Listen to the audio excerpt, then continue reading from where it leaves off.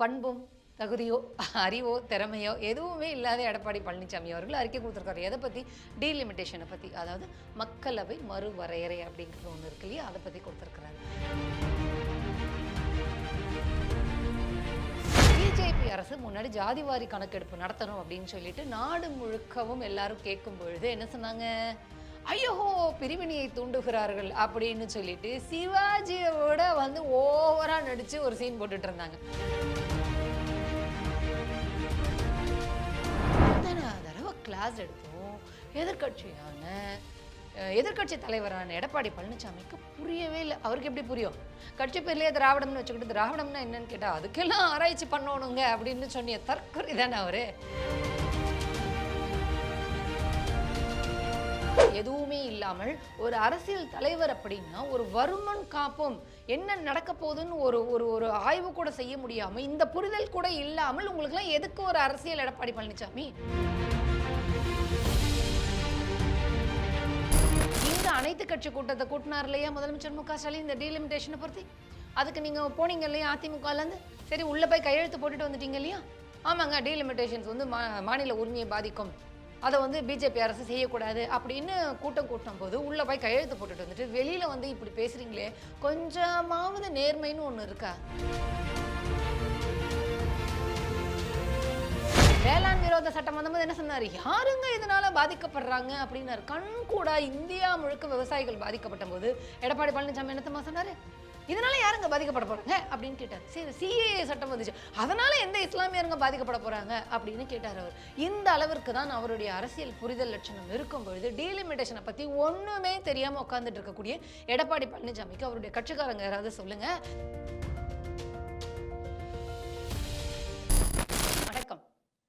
எடப்பாடி பழனிசாமி அவர்கள் ஒரு அறிக்கையை கொடுத்திருக்கிறாரு.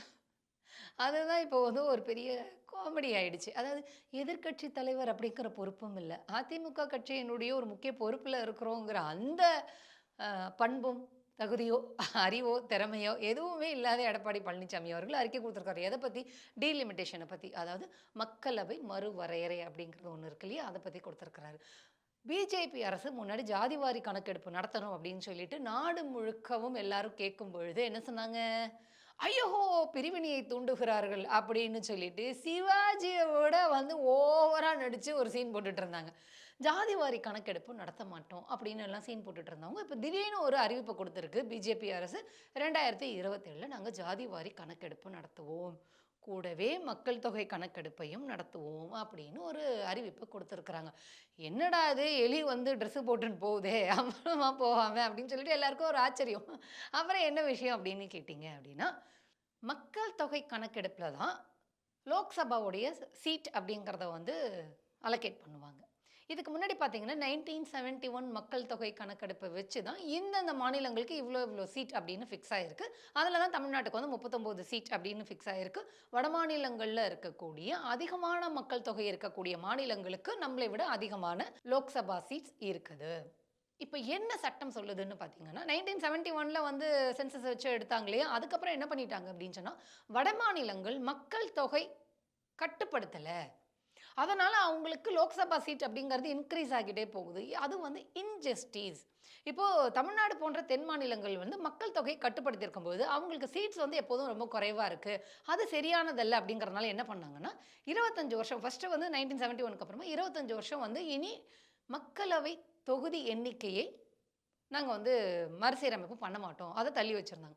அதுக்கப்புறம் மறுபடியும் 2002க்கு மேல என்ன பண்ணாங்க? மறுபடியும் ஒரு 25 வருஷம் தள்ளி வச்சிருந்தாங்க. இப்போ திரும்பவும் 2026க்கு பிறகு அந்த மக்களவை தொகுதி மறுவரையறை நடக்கக்கூடும் அப்படிங்கிறத முன்கூட்டியே இங்க திமுக அரசு முதலமைச்சர் மு.க.ஸ்டாலின் அவர்கள் என்ன பண்ணாங்க அப்படின்னா எச்சரிக்கை செய்தார்கள்.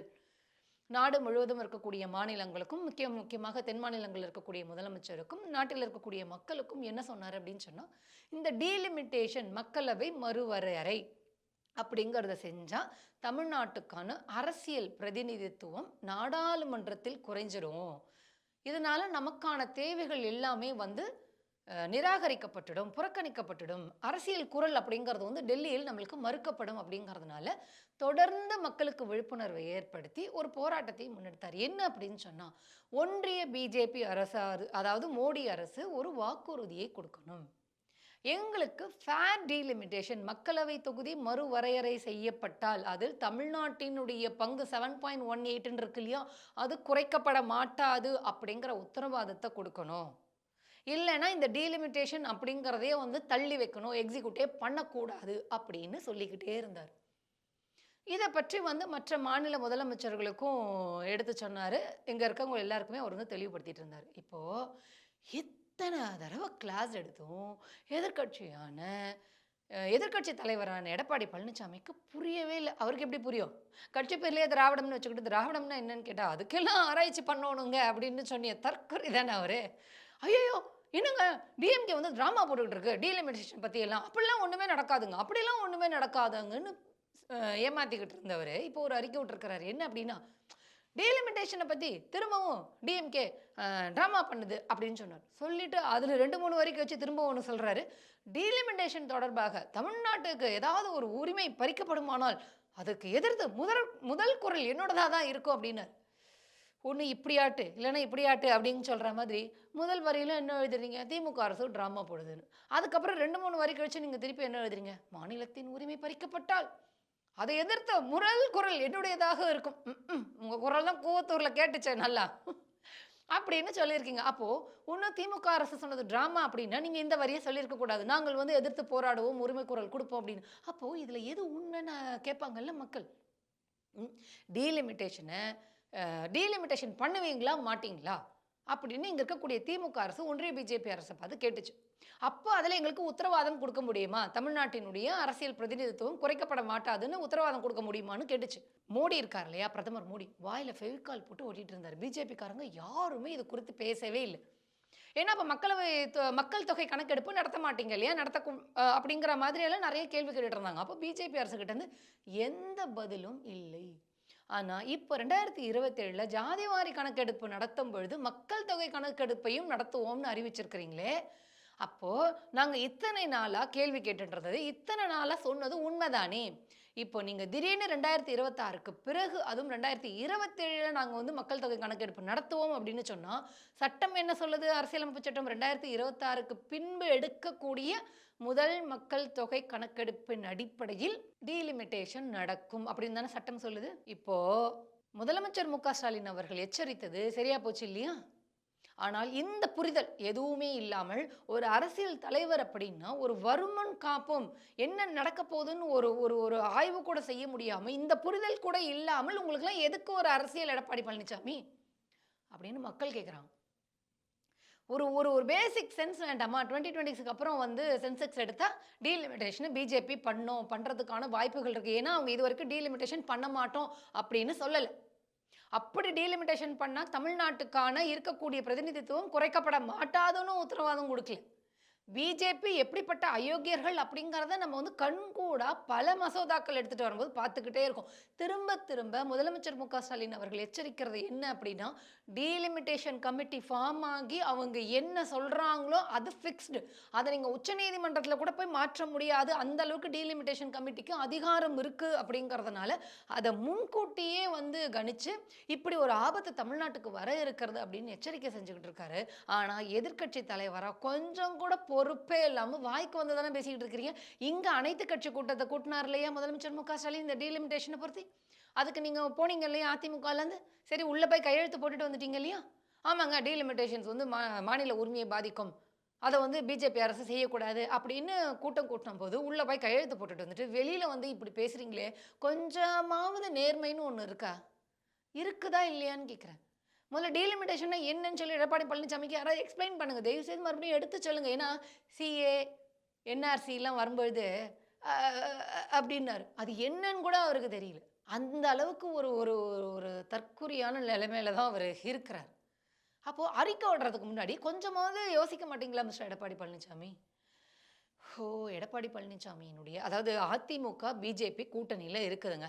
பிஜேபி இப்ப சென்சஸ எடுப்போம்னு சொல்லிடுது. அதிமுக கூட்டணியில இருக்கு. அப்போ பிஜேபிய கேள்வி கேட்கணும் இல்லையா? "ஏன்யா உங்க கூட நாங்க கூட்டணியில இருக்கிறோம். மாநில உரிமை தமிழ்நாட்டினுடைய மக்களவை தொகுதி எண்ணிக்கை குறைக்கப்படுமானால், அரசியல் பிரதிநிதித்துவம் குறைக்கப்படுமானால், தமிழ்நாட்டுல இருக்க மக்கள் கேள்வி கேட்பாங்கய்யா. நான் உன் கூட கூட்டணியில இருக்கேன்யா. அத நீ பண்ணாதய்யா" அப்படின்னாவது அதிமுக பேசணும்ல. பேசவே இல்லையே. ஆபத்து வந்தால் இவர் ஒரு குரல் குடுப்பாராம். நல்லா குடுப்பாரு. வேளாண் விரோத சட்டம் வந்தபோது என்ன சொன்னாரு? யாருங்க இதனால பாதிக்கப்படுறாங்க? அப்டின்னாரு. கண்கூடா இந்தியா முழுக்க விவசாயிகள் பாதிக்கப்பட்டபோது, எடப்பாடி பழனிசாமி என்ன தெரியுமா சொன்னாரு? இதனால யாருங்க பாதிக்கப்பட போறாங்க? அப்படின்னு கேட்டாரு. சரி சிஏஏ சட்டம் வந்துச்சு. அதனால எந்த இஸ்லாமியருங்க பாதிக்கப்பட போறாங்க? அப்படின்னு கேட்டாரு அவரு. இந்த அளவிற்கு தான் அவருடைய அரசியல் புரிதல் லட்சணம் இருக்கும் பொழுது, டீலிமிட்டேஷன பத்தி ஒண்ணுமே தெரியாம உட்கார்ந்துட்டு இருக்கக்கூடிய எடப்பாடி பழனிசாமிக்கு அவருடைய கட்சிக்காரங்க யாராவது சொல்லுங்க. சட்டம் 2026க்கு பிறகு எடுக்கக்கூடிய சென்சஸை வச்சு டீலிமிட்டேஷன பிஜேபி பண்ணும். ஏன்னா பண்ணலன்னு உத்தரவாதம் குடுக்கல. பண்ணினாலும் அரசியல் பிரதிநிதித்துவம், மக்களவை பிரதிநிதித்துவம் வந்து குறைக்கப்பட மாட்டாதுன்னு உத்தரவாதம் குடுக்கல.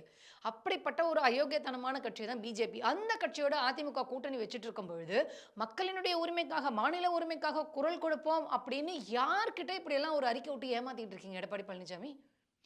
திமுகல அ எம்பி ஒருத்தர் இருக்காரு. மூத்த வழக்கறிஞர் வில்சன் அவர்கள். அவர் வந்து எடப்பாடி பழனிசாமி அறிக்கைய பேஸ் பண்ணி ஒரு ட்வீட்டும் அவர் போட்டிருக்காரு. அதுக்கு சிம்பிளா அவர் சொன்ன ஒரே ஒரு வரிய மட்டும் சொல்லி, எடப்பாடி பழனிசாமி, அதிமுக, பிஜேபி கூட்டணி, அ பிரதமர் மோடி அவர்கள் உட்பட எல்லோரும் தமிழ்நாட்டுக்கு எந்த அளவுக்கு எதிராக இருக்கிறார்கள் அப்படிங்கிறத பத்தி நம்ம புரிஞ்சுக்கலாம். வில்சன் அவர்கள் அந்த ட்வீட்ல என்ன கேட்டிருக்காரு அப்படின்னா, "அறிக்கை விட்ட எடப்பாடி பழனிசாமி அவர்களே, இதை நீங்கள் அமித்ஷாவிடம் நேரில் சொல்வதற்கு வக்கு இருக்கா, திராணி இருக்கா, அறிவு இருக்கான்னு கேட்டிருக்கிறாரு." வசதி எப்படி மிஸ்டர் எடப்பாடி பழனிசாமி?